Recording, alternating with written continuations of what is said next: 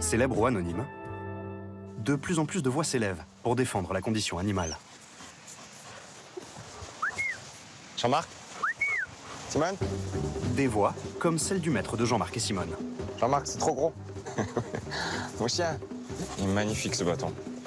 Vous l'avez peut-être reconnu, C'est bien mon chien. Sage. le chanteur Julien Doré est très engagé sur le sujet. Allez, va courir. Allez. Là, c'est un espace où ils ont un taux d'excitation fort élevé parce qu'ils savent que l'eau est proche. Voilà. Ils attendent la baignade. Voilà. Julien Doré a quitté Paris pour s'installer dans les Cévennes et il cherchait de la compagnie. J'ai tapé berger blanc suisse chiot sur Google. Et c'était fini. Et c'était fini, ouais. Et puis après, il y a eu cette rencontre avec eux. Mais c'est vrai que d'avoir des animaux dans sa vie au quotidien, ça soigne beaucoup de choses. Les chiens de Julien Doré partagent sa vie personnelle, mais aussi sa carrière artistique. Le monde a changé, il s'est déplacé, quelques vertèbres. Dans ses clips, le chanteur donne régulièrement la vedette à Jean-Marc et Simone.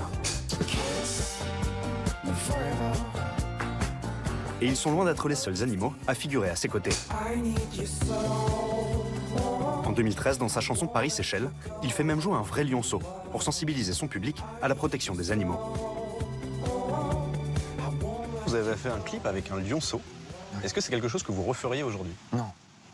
Non, il se trouve que ce lionceau dans ce clip, c'est justement pour soulever un regard sur cette espèce animale en voie de disparition, etc. Pour moi, c'est ça que je veux montrer. Mais en fait, la façon dont je le montre, c'est forcément avec un lionceau qui fait partie d'un élevage, enfin, qui appartient à... Qui est captif, ouais. Ouais, qui est captif, ouais. Et du coup, je me suis dit, mais non, plus jamais. En fait, plus jamais. C'est justement pour ça que, depuis, j'ai décidé de travailler avec des animaux en 2D et en 3D. Nous, on s'en fout de vous.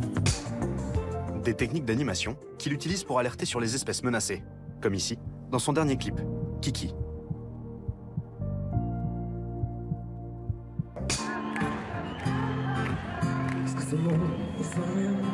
En 2017, c'est contre la corrida qu'il prend position, en jouant le classique de Cabrel dans les arènes de Nîmes.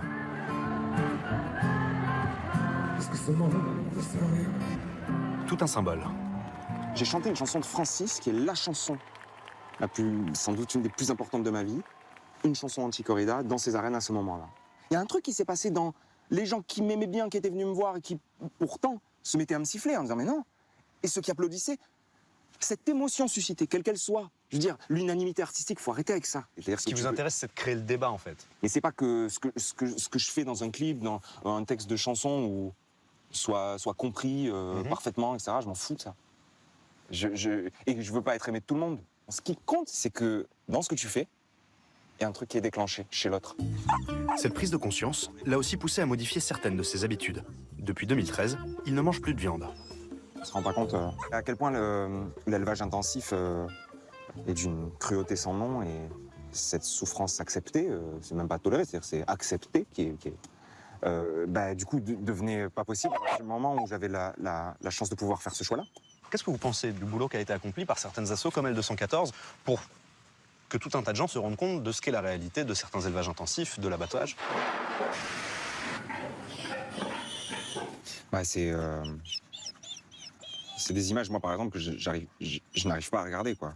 Je sais ce que ça soulève, je sais ce que ça montre, et en l'occurrence, sur certains abattoirs, ça a causé aussi des fermetures, énormément de licenciements, etc. C'est pas ça la solution globale. La solution globale, c'est de repenser une façon de faire sur la façon de consommer la nourriture qui est la nôtre. C'est forcément quelque chose qui prend beaucoup plus de temps que le buzz, quoi, ou que le choc. Mais on sait aussi très bien que pour des changements importants, le choc est très souvent un point de départ. On aurait bien discuté un peu plus, mais quand on fatigue leur maître avec toutes nos questions, Oui, mon chien. Doucement, Jean-Marc, viens là, viens. Oui, c'est parce que Jean-Marc et Simone c'est pour ça que j'avais un peu peur de... nous le font vite savoir. Viens là, mon chien, viens. Il t'a flingué ta chose.